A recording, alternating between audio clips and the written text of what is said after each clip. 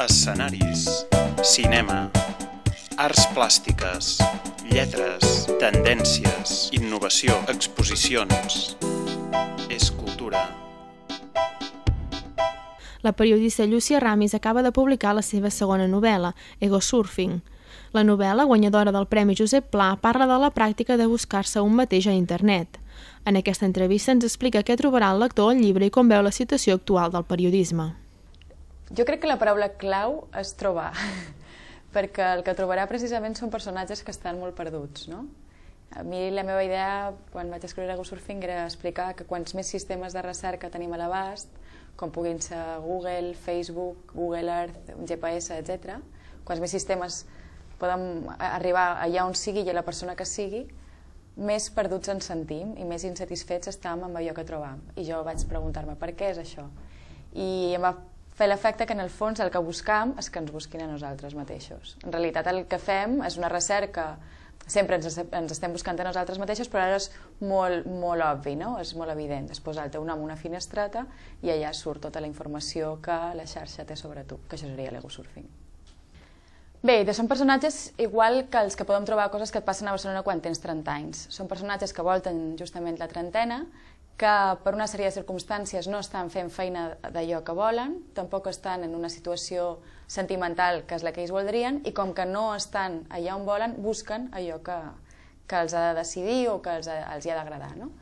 Què passa? La broma una mica que faig és que ara mateix estem en la generació freelance, no? Que hem de ser lliures com els taxis, vol dir disponible, hem de dir que sí a tot.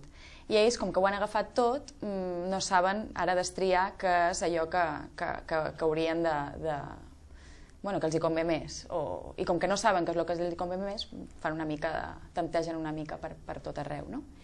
I bé, em preocupa aquesta situació de provisionalitat, que ells pensen que serà momentània i transitòria, que els hi deixarà arribar allà on vulguin.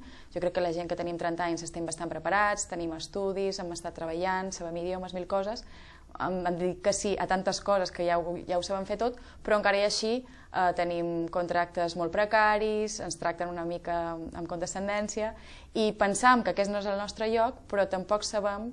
Comencem a estar angoixats, encara no estem angoixats a tots, però comencem a pensar que potser d'aquí 10 anys encara estem en el mateix punt, no? I això, home, és una mica anguniós, perquè dius, Ventura, jo ara formaria una família, o no sé, o sentaria una mica el cap i no puc, no? No puc per una qüestió econòmica i no puc perquè tampoc estic allà on vull, no? Intentava explicar precisament aquesta falsa idea que la premsa o el periodista és dolent o és xungo, no?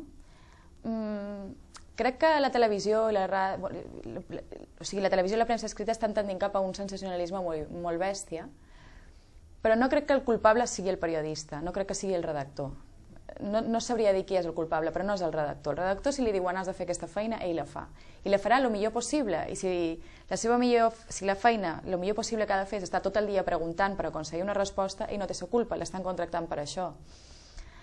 Crec que és un problema d'enfocament des de les grans empreses, des de les grans televisions o de les grans rotatives per fer això, per tendir cap aquí.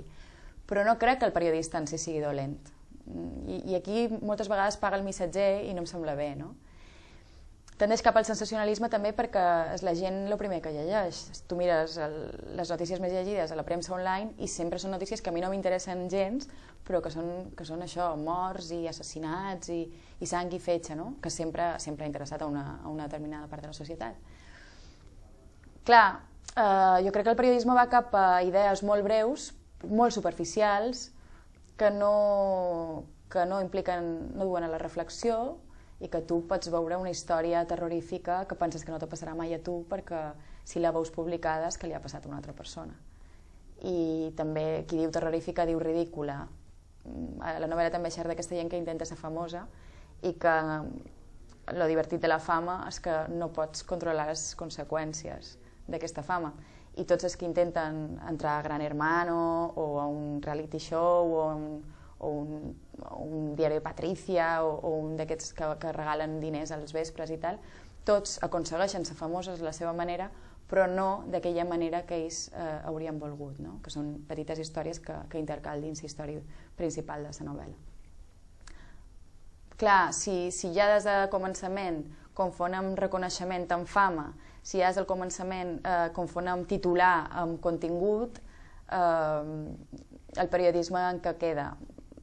És una cosa que a mi m'agradaria, no?, que un altre tipus de periodisme que fes preguntes més que donar respostes i que servís perquè la gent reflexionés sobre temes realment importants i no aquestes coses que estem acostumats a veure i a llegir. No sé.